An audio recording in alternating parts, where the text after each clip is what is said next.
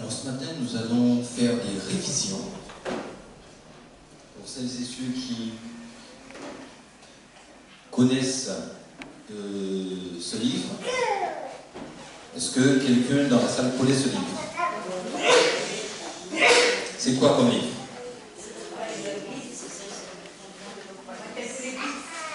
Comment? Ah, c'est ce que j'attendais comme réponse. Mais c'est pas la bonne.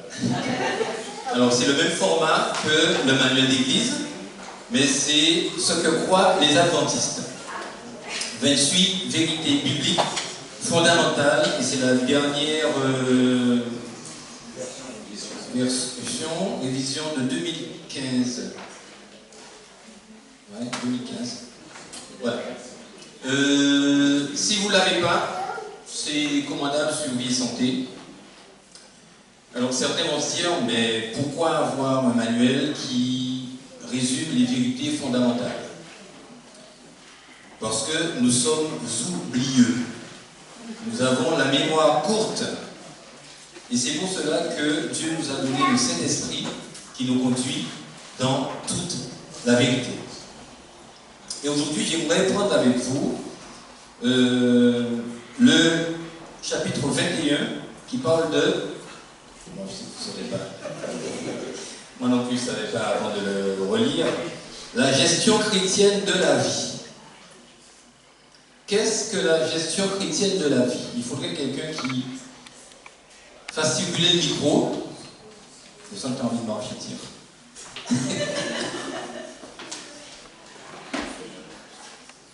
Alors, le micro, c'est pour la caméra, puisque quand on est sur Internet après, on n'entend pas ce que les gens disent dans la salle. La gestion chrétienne de la vie, c'est quoi? Alors, il n'y a pas de mauvaise réponse. Hein. Il y a des réponses et on les améliore si nécessaire. Notre relation quotidienne avec Jésus. Notre relation quotidienne avec Jésus. Est-ce que quelqu'un d'autre voudrait rajouter une autre chose? Patrick, alors le micro vient à toi.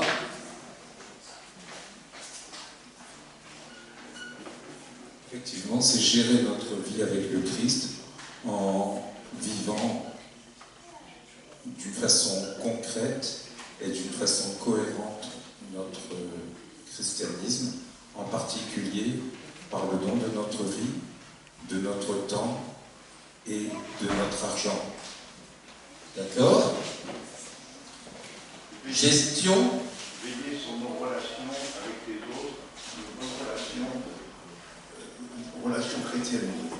Veiller à nos relations aussi avec les autres. Qui a créé le monde? Ah, moi, j'aimerais que vous alliez répondre rapidement. J'ai eu l'impression qu'il y a eu un moment d'hésitation. Oui, les amis, Dieu a créé le monde. Ça, il ne faut pas que vous doutiez de cela. Il est créateur, donc ça veut dire qu'il est propriétaire. Si vous achetez un terrain, c'est votre terrain. Vous construisez une maison dessus, c'est votre maison. C'est pas comme les voisins qui construisent des petites cabanes sur des terrains qui ne sont pas à eux. Vous êtes propriétaire parce que c'est vous qui avez construit. Nous ne créons pas. Nous construisons, nous fabriquons. Fabriquer, c'est je prends ce qui existe, je le transforme pour faire autre chose. Créer, c'est à partir de rien, j'amène à l'existence quelque chose. Si Dieu est créateur, ça veut dire que tout ce qui existe dans le monde appartient à qui? Vous êtes bien sûr de cela? Ok. Les 1595 € que je gagne par mois, ou les 2000 ou les 5000, ça dépend de ce que vous faites dans la vie, ça appartient à qui alors? C'est pas Dieu qui s'est levé tous les matins pour aller travailler.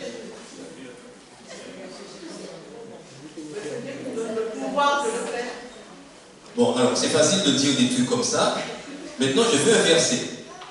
Où vous voyez dans la Bible que les 1595 € que j'ai gagnés durement, en passant des fois des nuits blanches à réfléchir, ou bien en me levant très tôt à pas d'heure, ça appartient à Dieu. Où c'est écrit dans la Bible?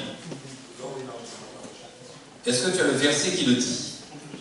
Alors vous avez le droit d'utiliser les portables, Google, tout ce que vous voulez, mais il me faut des versets. Oui, mais là on est au niveau de la preuve biblique. Céline a dit aux enfants que la Bible c'est la parole de Dieu. Et si... Alors qu'est-ce que dit Isaïe? À la loi et au témoignage, il n'y a pas d'euro pour le peuple, ou la version anglaise, s'ils ne parlent pas ainsi, il n'y a pas de lumière en eux. Donc l'argent et l'or m'appartiennent, c'est où ça? Vous n'avez pas trouvé, vous avez des téléphones portables. Allez sur internet, tapez argent et or m'appartiennent, dit l'Éternel. C'est bon? Oui, vas-y. Agé, chapitre 2, versets 8 et 9. Oui. Je ne l'ai pas. C'est quelqu'un qui dit parce que là c'est le. D'accord. Alors on va lire ça. On peut chercher dans Agé, chapitre 2, 8 et 9. Bon, moi ce que j'ai c'est l'argent m'appartient, l'or m'appartient, déclare l'Éternel, le maître de l'univers. Voilà, c'est une autre version.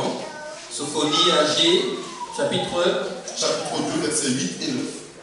Alors, dans la français courant, nouvelle français courant, en effet, l'or et l'argent du monde entier m'appartiennent, ainsi la splendeur du nouveau temple, etc., surpassera celle des autres.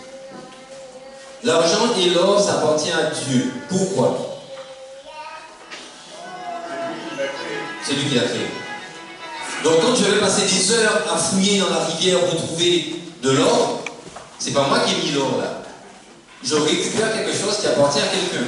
Alors si c'est ma propriété, ça m'appartient entre guillemets, mais c'est celui qui a mis l'or dans mon jardin qui est réellement le propriétaire.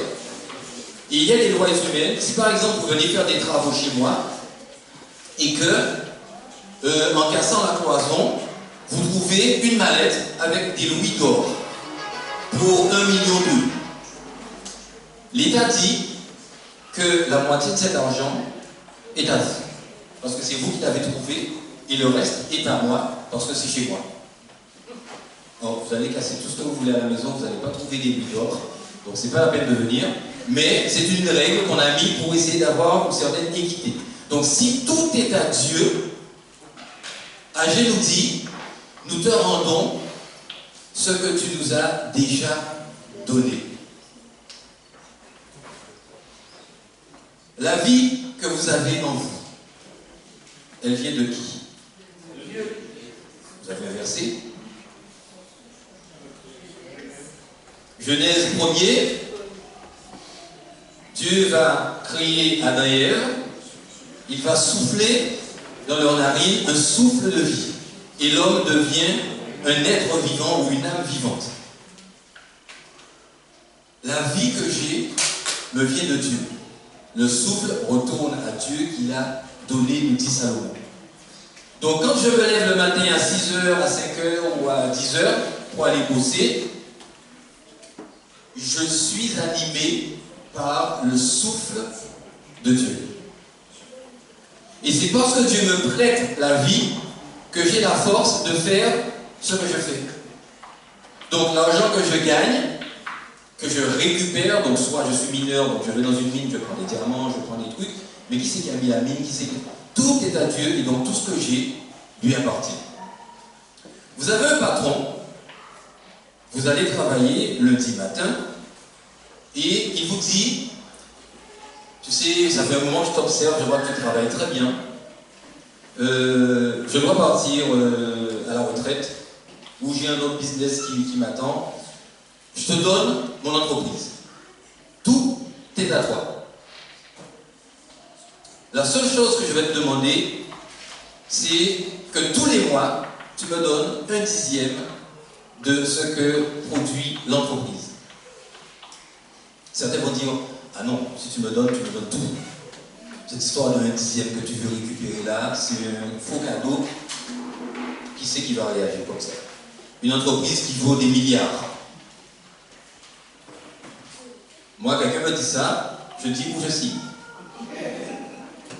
Parce que rembourser ou donner 1/10 sur 5-6 milliards, donc ça fait beaucoup, mais sur les 90 qui me restent, c'est peanuts, comme disent les jeunes. C'est rien. Dieu me dit, je vais créer un monde nouveau où la justice habitera. On va rentrer dans un monde où il n'y aura plus de maladie, plus de péché, plus de douleur, plus de souffrance. Mais en attendant, on est là, on doit passer notre temps sur terre. Lorsqu'il a créé le monde, c'est en combien de jours? 6 jours.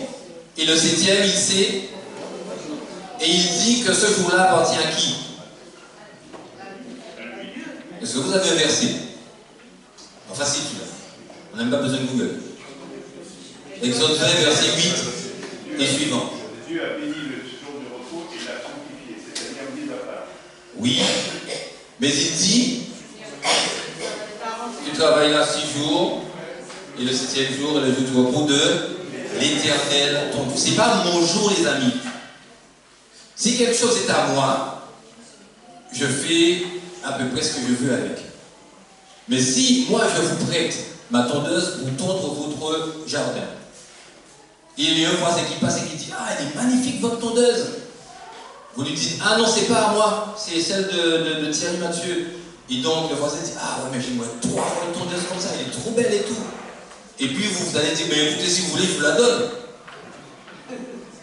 Quand moi je vais avoir besoin de tondre, et que je vais vous dire, Oni, ma tondeuse, tu peux me la ramener s'il te plaît? Et elle me dit, ta tondeuse, tu es sûr que tu m'as passé une tondeuse? Et moi je lui dis, viens dans mon garage, regarde, tu as signé ici, tu as pris la tondeuse tel jour, à telle heure. On est obligé de faire ça, parce qu'il y a des gens qui croient que tout est à eux et qu'ils vont donner à leurs voisins ce qui n'est pas à eux. Alors je dis ça parce que mon oncle, c'est ce qu'il fait. Parce qu'il a prêté tellement d'outils qui ne sont jamais revenus, que maintenant, dans son garage, il y a la clé de 10 et il y a le contour de la clé de 10 et il a un registre sur lequel il note, comme dans une bibliothèque, à qui il a passé quel outil et à quelle date. Parce que les gens finissent par oublier que c'est pas à eux. Et après ils disent, non, tu n'as pas passé ça, viens voir, viens voir. Donc Dieu me dit, le 7e jour, c'est mon jour de repos. Je vous demande 1/7 de votre temps. Donc pendant les 7 jours de la semaine, je ne réclame qu'un seul. Et ce jour-là, est-ce que c'est difficile ce que je vous demande? Vous vous reposez.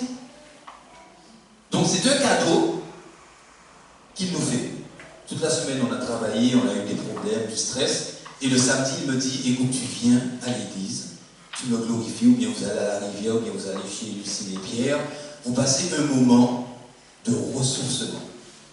Et sur tout ce qu'on a comme revenu, il me dit, je te demande seulement 1/10.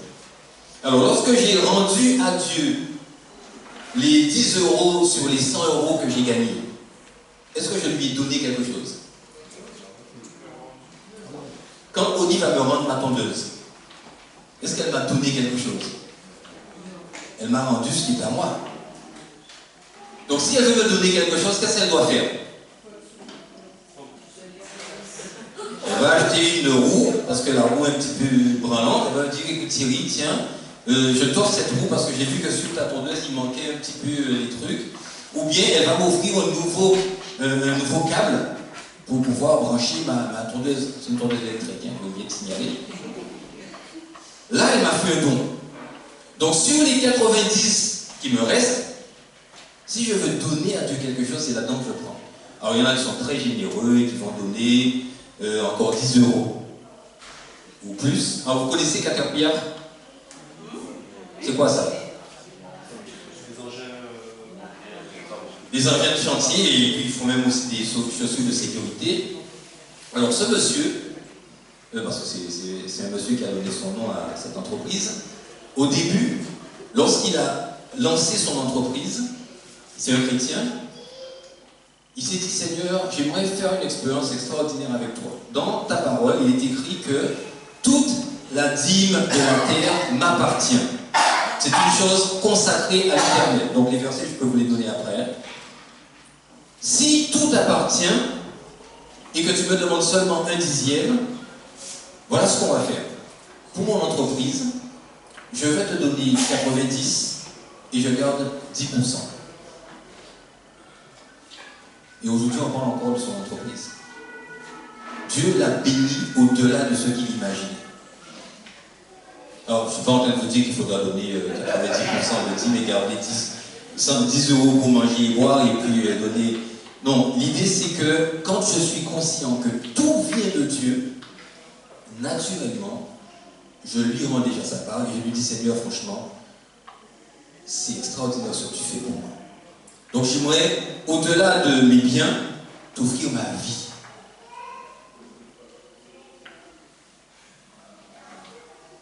Donc nos biens, on a vu, appartiennent à Dieu. Alors j'aimerais juste le lire. Donc après, vous pourrez relire le chapitre 21.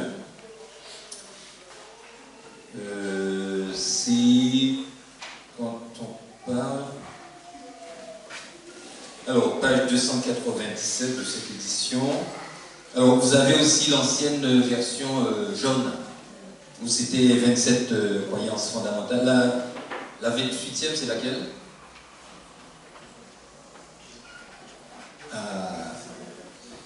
Les amis, il faut prendre les révisions là, c'est pas bon, c'est pas bon. Non, mais ne vous inquiétez pas, on a toute l'année prochaine pour approfondir ça. La dernière qui a été rajoutée, ça vous rappelle rien, c'était en 2015. Non, 2005. Non, c'est trop loin. 2005, ça fait un bail. Donc, elle est devenue la 11e, croître dans la grâce.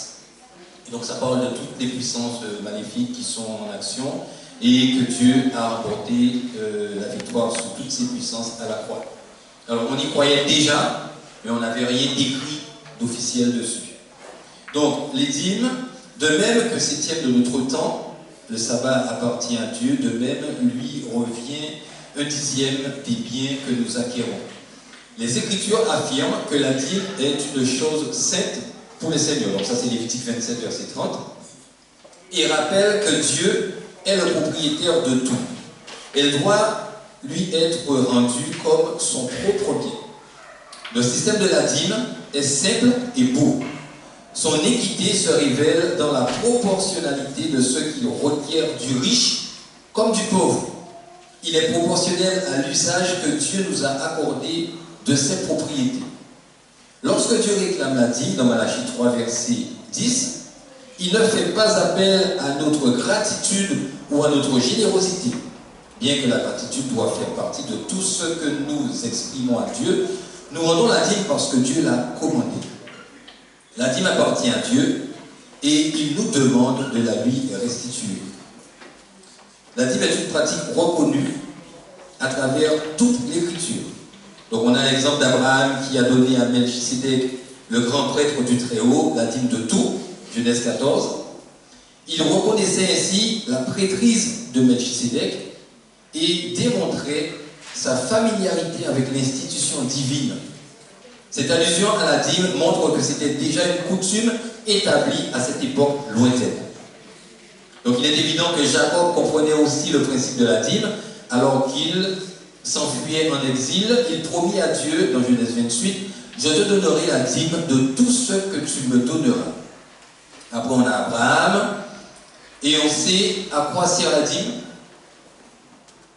Si quelqu'un vous dit, mais pourquoi tu donnes 1/10 de ton salaire à l'église? Qu'est-ce que l'église en fait?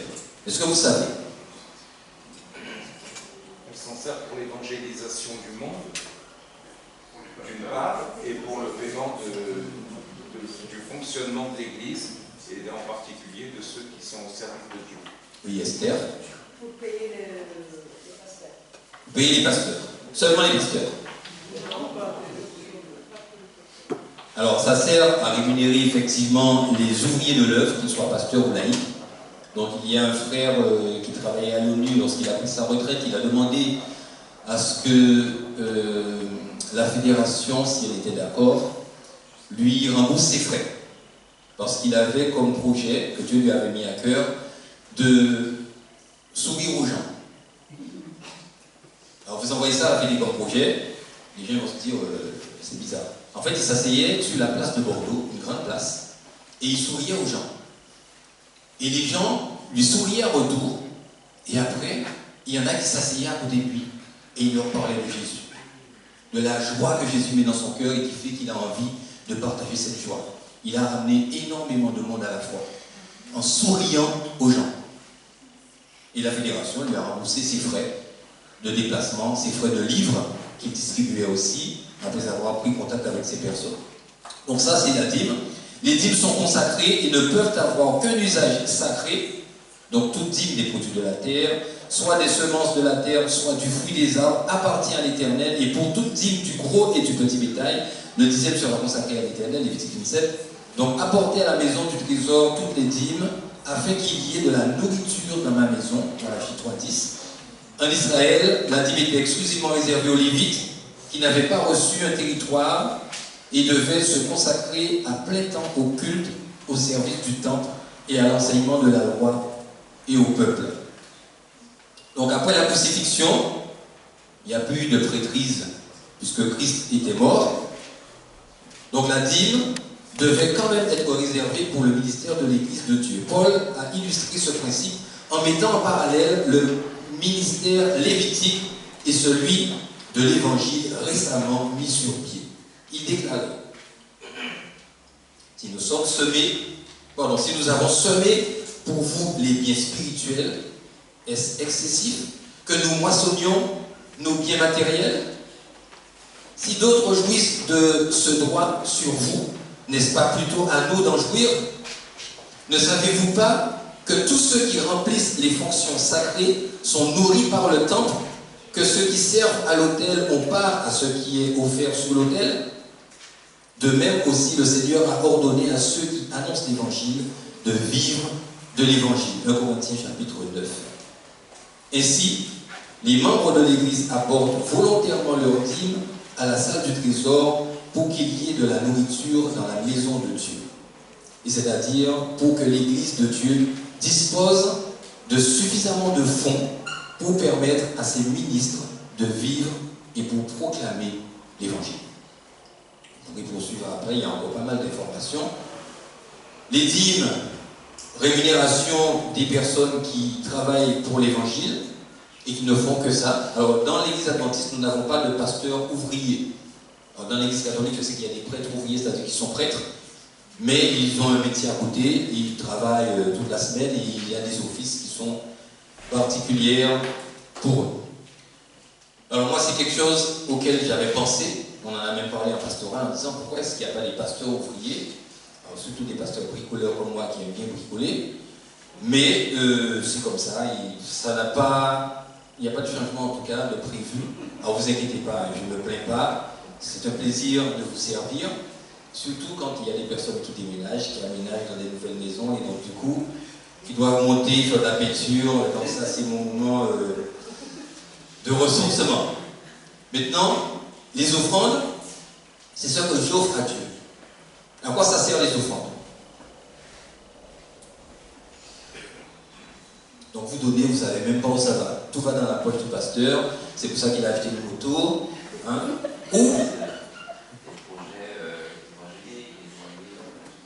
voilà, donc c'est autant des projets d'évangélisation que des projets de jeunesse pour payer l'électricité. Le chauffage, alors ceux qui étaient à l'Assemblée Générale Financière, vous avez vu qu'on a 1900 ou 1800 de gaz. C'est énorme. Parce qu'en fait, ici, tout fonctionne au gaz. Le chauffage, il est au gaz, l'eau, c'est au gaz. Et donc, du coup, ça nous invite en même temps à se dire, c'est pas parce qu'on a des offrandes et qu'on donne tous les sabbats qu'on peut laisser le robinet couler. Alors, c'est vrai qu'il y a le baptistère qui consomme beaucoup d'eau chaude, puisque quand on allume, les litres qui sont là-dedans, c'est de l'eau chaude. Alors, il n'était pas très chaud samedi dernier, mais ça va. Donc, les offrandes, c'est pour le fonctionnement de l'Église, pour aider aussi les personnes qui sont en difficulté. Et ça, on ne peut pas le prendre sur la dîme, puisque la dîme, elle est réservée pour un usage sacré. Et donc, c'est pour ça qu'il est important que, après avoir rendu ma dîme, je continue à donner les offrandes. Alors, les offrandes, c'est pas... Maintenant, nous allons passer au moment des offrandes. Ah oui, c'est vrai, il faudrait que je regarde si j'ai pas un centime ou un euro qui traîne. Et dans certaines églises où je suis passé, on a dû faire une annonce pour dire aux gens d'arrêter de mettre des pièces jaunes. Parce qu'on avait énormément de 1 centime, 2 centimes. Alors vous allez me dire, oui, mais c'est les petits qui font les gros, comme on dit aux Antilles. Mais quand vous êtes trésorier et que vous avez 50 € en petites pièces à compter, alors c'est vrai qu'on fait des rouleaux, on les envoie à la poste, surtout qu'à la poste maintenant, ils ne prennent plus la monnaie si ce n'est pas un rouleau complet. Alors je ne sais pas à Limoges s'ils prennent... Après, vous amenez plein de pièces et puis il fallait les compter avec eux. Maintenant, ils vous donnent des petits plastiques, des rouleaux, et vous devez les remplir. Tant qu'ils ne sont pas remplis, ils ne les prennent pas. Ils les comptent pas, ils les pèsent, parce qu'ils savent combien ça fait. Comme ça, ils vérifient et c'est encaissé. Donc, certains ont choisi de rendre leurs dîmes et leurs offrandes par virement, d'autres le font par chèque, d'autres le font en espèces. Tout est accepté.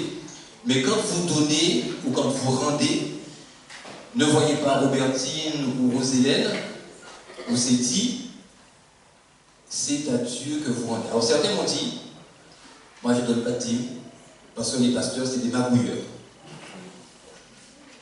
Et que de toutes les façons, il y a des détournements d'argent, il y a des trucs, donc moi je préfère faire du bien avec la dîme.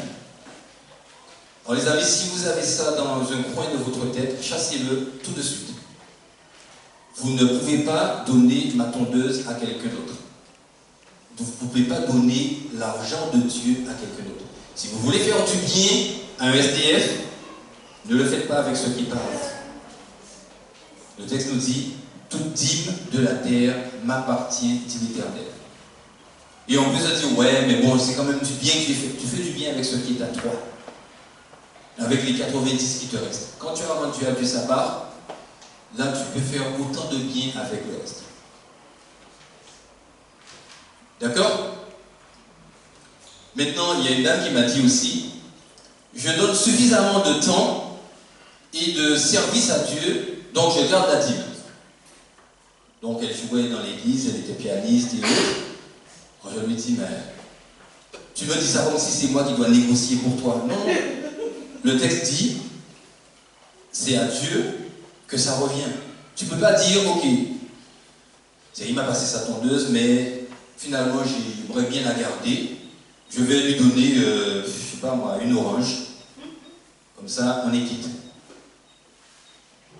Alors je ne vais pas débarquer chez vous, en tout cas on je ne vais pas débarquer chez toi pour récupérer ma tondeuse avec mon coutelas ou quoi que ce soit. Je vais juste te dire, oui, mais j'en ai vraiment besoin, s'il te plaît. Et si tu fais la rebelle, j'irai pas en procès, puisque Dieu nous dit de ne pas faire des procès entre frères et sœurs. Je vais prier pour que Dieu mette dans ton cœur suffisamment de clairvoyance pour que tu me rendes ce qui est à moi. Sinon, je vais demander à ma voisine de me passer sa tondeuse en attendant que les choses... Mais Dieu, c'est pas moi. Quand on a pris quelque chose à Dieu, qu'est-ce qui est écrit? Alors, on va le lire ensemble, parce que je n'aimerais pas que vous fassiez comme dans une église où j'étais, la sœur est venue me voir après le culte. Ah oui, pasteur, vous avez dit que je suis une voleuse. Alors je lui dis, mais moi j'ai dit ça? Oui, oui, tu as lu un truc. Ah, ok, j'ai lu un truc. C'est pas moi qui te dis quoi que ce soit. Malachie, chapitre 3. Et on lit au verset 10. Apportez donc réellement tout ce que vous devez dans mon temple, pour qu'il y ait toujours de la nourriture en réserve. Mettez-moi à l'épreuve à ce sujet, moi le Seigneur de l'univers. Vous verrez bien que j'ouvrirai pour vous les vannes des cieux et que je vous comblerai de bienfaits. J'empêcherai les insectes de détruire vos récoltes et de rendre vos vignes improductives. Je le déclare, moi le Seigneur de l'univers. Tous les autres peuples vous proclameront heureux, car il fera bon vivre dans votre pays, je le déclare, moi le Seigneur.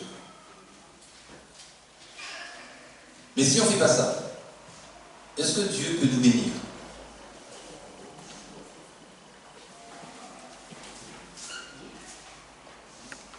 Toujours dans le même chapitre, Dieu nous dit que si on retient ce qui n'est pas à nous, sa grâce et sa bénédiction ne peuvent pas nous accompagner. Donc les insectes qu'il retient d'envahir nos champs, il lève la main. Quand Israël était frappé ou était vaincu par les Babyloniens ou les autres, ce n'est pas Dieu qui disait « je vais les envoyer. Les gens étaient tout le temps en train d'essayer d'entrer en Israël. Mais qui c'est qui les protégeait? Dieu. Mais à partir du moment où ils disent à Dieu, écoute, on avait besoin de toi. On est assez grand, on va se débrouiller tout seul. Dieu dit, ok, je me retire. Et quand Dieu s'en va, qui c'est qui vient? L'ennemi. Toute dîme de la terre m'appartient, tout est à moi, je suis créateur. Et ce que je rends à Dieu, c'est parce que j'ai pris conscience de l'importance qu'il a dans ma vie. Et j'aimerais que ce matin, en tout cas, nous puissions revenir, en tout cas rester dans cet état d'esprit. Dieu est créateur. Tout lui appartient. Et je dois, en retour, en tant que créature, lui apporter mon adoration. Et l'adoration passe aussi par ce que je mange, le sport que je dois faire. Alors, n'allez pas forcément faire des marathons, mais rester assis toute la journée dans un canapé, c'est offenser Dieu. Alors, bien entendu, il y a des personnes qui sont malades. Là, on n'est pas dans le... Vous êtes en forme, vous avez la santé, vous pouvez bouger. Vous devez rendre gloire à Dieu dans tout ce que vous faites, les amis. Ce que vous mangez, ce que vous regardez, ce que vous écoutez, tout doit servir à la gloire de notre Sauveur. C'est ce que je voulais partager avec vous, en tout cas un rafraîchissement. Il y en aura d'autres. Donc, si vous n'avez pas le bouquin, vous allez sur Internet, vous tapez 28 croyances fondamentales, vous allez forcément tomber sur un lien. Alors, on ne fait plus de commande pour l'église, mais on peut en faire une groupée pour éviter les frais de port. Si vous êtes intéressé, vous envoyez un petit message sur la com, sur le groupe qui est possible, et on fera une commande groupée. Mais c'est important pour nous de savoir quelles sont les valeurs de notre église. Une église à part, une église spéciale que Dieu a suscitée lui-même pour les temps de la fin. Que Dieu vous bénisse. Oui, Seigneur, nous voulons ce matin compter nos bienfaits, ce que tu nous accordes. Nous sommes en vie. Nous avons de quoi nous nourrir. Nous voyons ta main agir dans nos vies pour ouvrir les portes devant nous pour les grandes décisions que nous devons prendre. Nous voyons aussi nos malades retrouver la santé. Nous voyons des personnes tristes retrouver la joie. Et Seigneur, ce matin, nous voulons te rendre gloire pour cela. Nous bénissons ton nom, car tu es Dieu, tu es créateur. Et nous prions aussi afin que dans nos cœurs, ton esprit nous convainc de péché, de justice et de jugement. Et qu'il nous aide en permanence à dire comme David, sonde-moi, ô Dieu, et connais mon cœur, connais mes pensées. Et si je suis sur une mauvaise voie, ramène-moi sur la voie de l'éternité. Éternel, toutes celles et ceux qui sont là ce matin ont comme désir d'être enlevés avec toi le jour où tu reviendras sur les nuées des cieux. En attendant, Seigneur, nous voulons que tu consolides notre foi et que tu nous donnes le courage de nous engager avec toi en passant par les eaux du baptême, ainsi que nous ayons nos noms inscrits dans ton livre de vie. Nous te confions le reste de cette journée de sabbat et nous pensons à celles et ceux qui n'ont pas pu être là pour des raisons que toi tu connais. Apaise-les, guéris-les, fortifie-les. Dans le nom puissant et merveilleux de Jésus-Christ, nous t'avons prié. Amen. Avant de chanter notre chant de fin, j'aimerais lire cette bénédiction que nous trouvons dans le livre des Proverbes et que Dieu prononce sur chacun d'entre vous. Il dit que seule la bénédiction du Seigneur donne la prospérité. Les efforts de l'être humain n'y peuvent rien y ajouter. C'est Dieu qui bénit, c'est lui qui rend prospère. Qu'il vous bénisse et qu'il vous rende prospère.